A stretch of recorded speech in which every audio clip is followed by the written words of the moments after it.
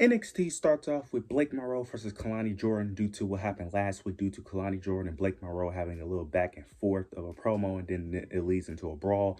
They end up having a fine match. It ends with Jordan Grace coming out trying to attack Blake Monroe. Blake Monroe ends up running off, running away. She ends up getting into a car. I think it's the same vehicle that Jordan Grace pulled up in, which I find hilarious. She ends up getting in the vehicle, and the vehicle ends up running off before Jordan Grace was able to, get her hands on her to be able to attack. This allowed Kalani Jordan to pick up the victory via countout. So she ends up picking up the victory. This does continue the story. She ends up getting I think she's going to get a match later on next week, if I'm not mistaken.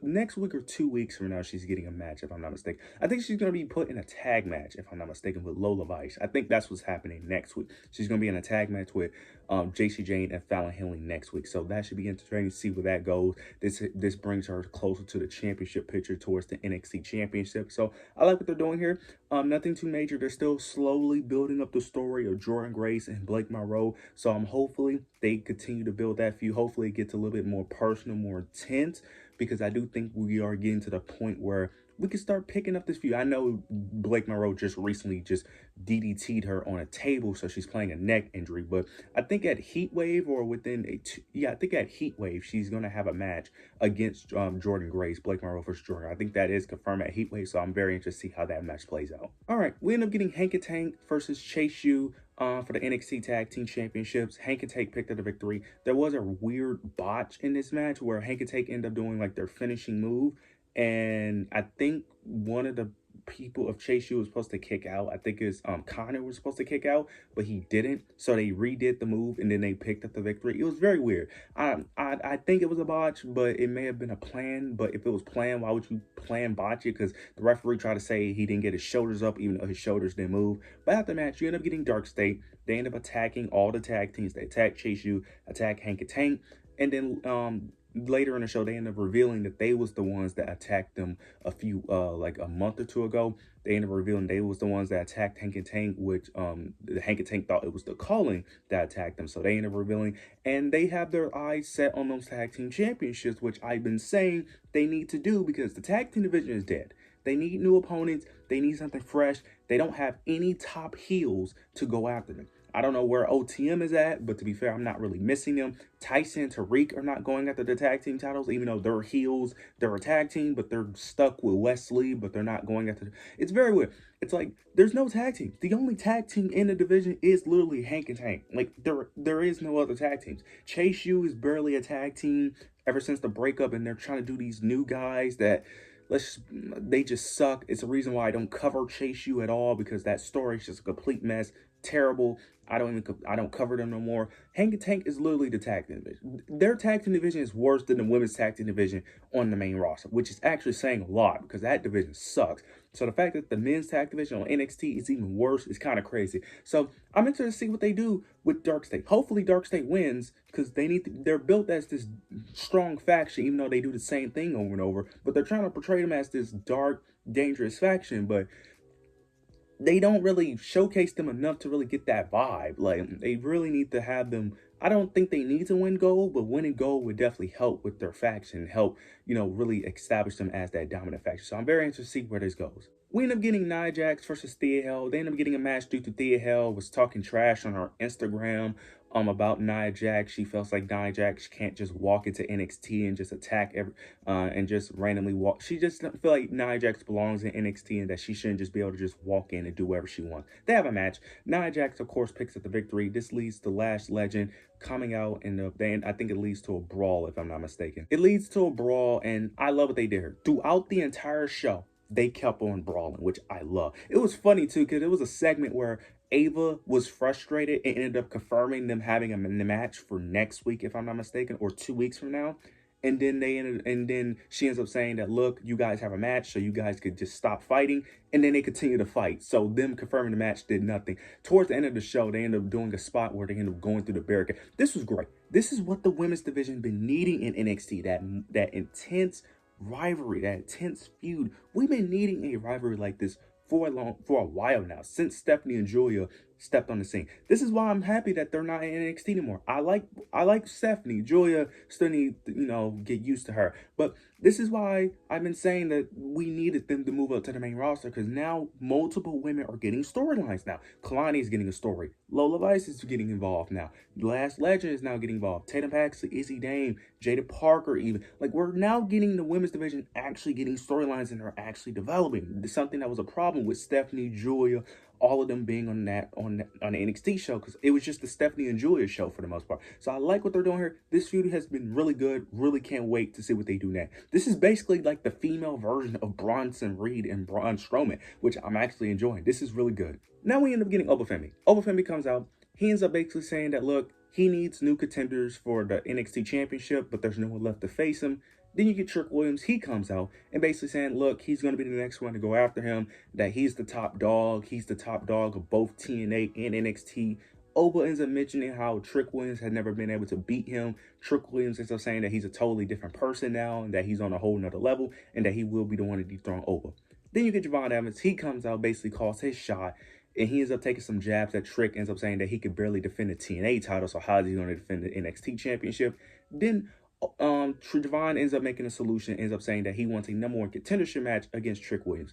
Oba ends up agreeing to it. Javon wants it next week. No, he wants it on that show. Trick Williams disagrees, declines, of course, being the heel, but he wants it in 2 weeks. This leads to Moose coming out as well, and Moose ends up confronting Trick Williams and Obafemi. He confronts Trick Williams. I think he has a championship match this Thursday coming up, and then he ends up confronting Oba, eventually leading to their match that happened at Roadblock. Ends up saying that he wants his payback for Obafemi beating him at Roadblock. This is very interesting. This leads to them all four being in a segment with Ava.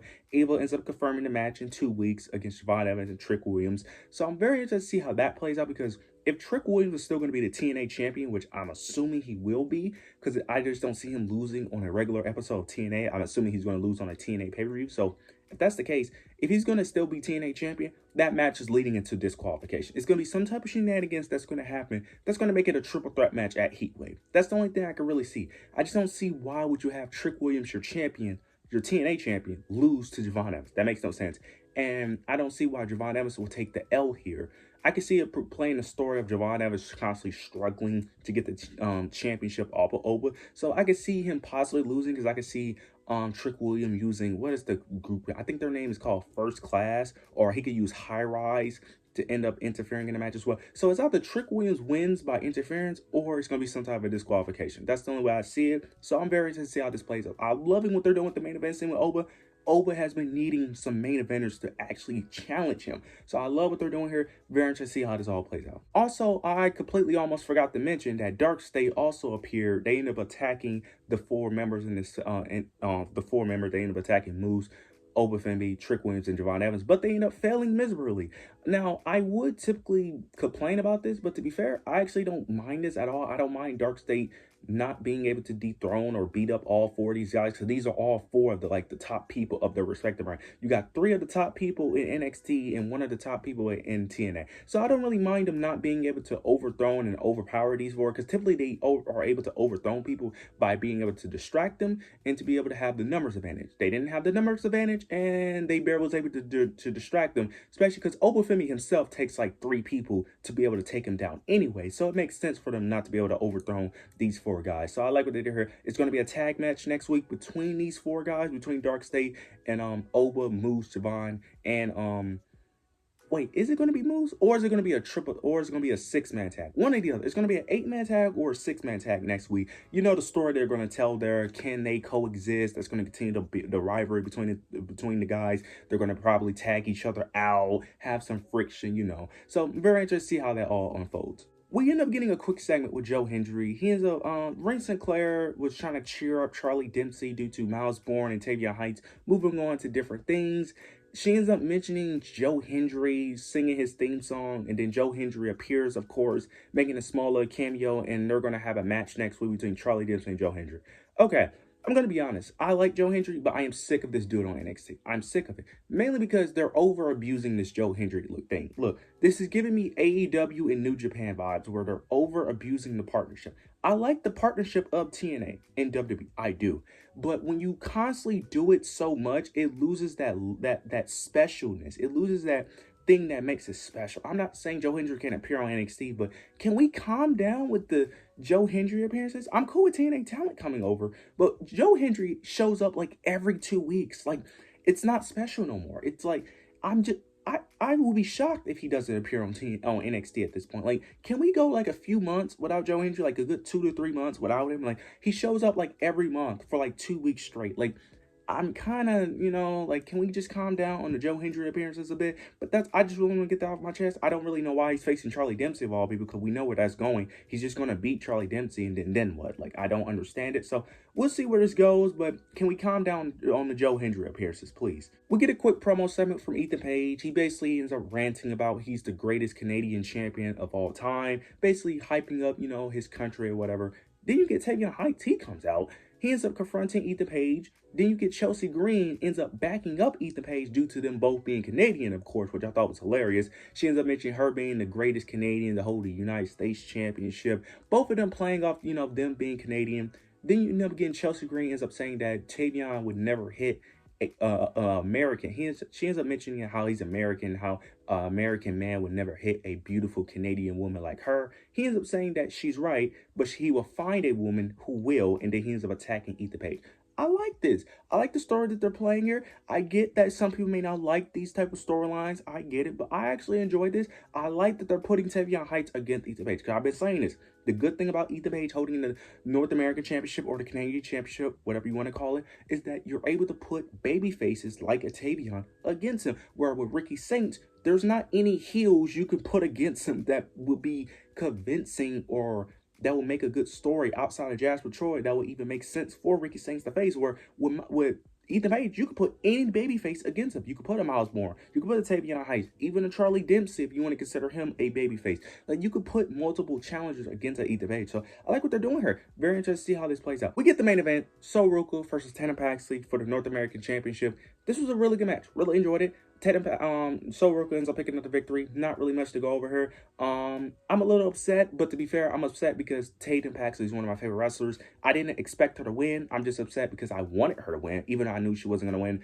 I'm assuming this is the end of the feud. Hopefully it is, because this feud never really made much sense, because the main story here is really Izzy Dame and Tatum, not Tatum Paxley and Sol Ruca. And Izzy Dame and Tatum Paxley both lost to Sol Ruca, so there's really no point in continuing this feud. The thing I'm wondering is, what is next for Sol Ruca, because she has no challengers to face her, and I'm really confused on why they're not pushing this Zarya and Sol Ruca storyline. They was pushing it the moment she won. When she first won this championship, they was pushing that storyline. They was doing slow teases, but they had kind of stepped away from that. They haven't done any tease of that in like a month or two. So I'm very curious to see what's next for her. I don't understand why we're not going the Sol Ruca route. I feel like that's the obvious direction they should be going in, but they're not doing it. So I'm very interested to see what they go from here. Overall, I thought the show was good. This was a good show. The next 2 weeks of NXT should be really good, because majority of the storylines that they really prepared for tonight's show was really just filler to really prepare us for next week and the week after, to really build towards Heat Wave, which is typically one of their bigger shows. So I'm very interested to see how this all plays out. But this is an overall good episode of NXT. You guys let me know your overall thoughts and opinions down below. Make sure to like, comment, subscribe. But yeah, that's it.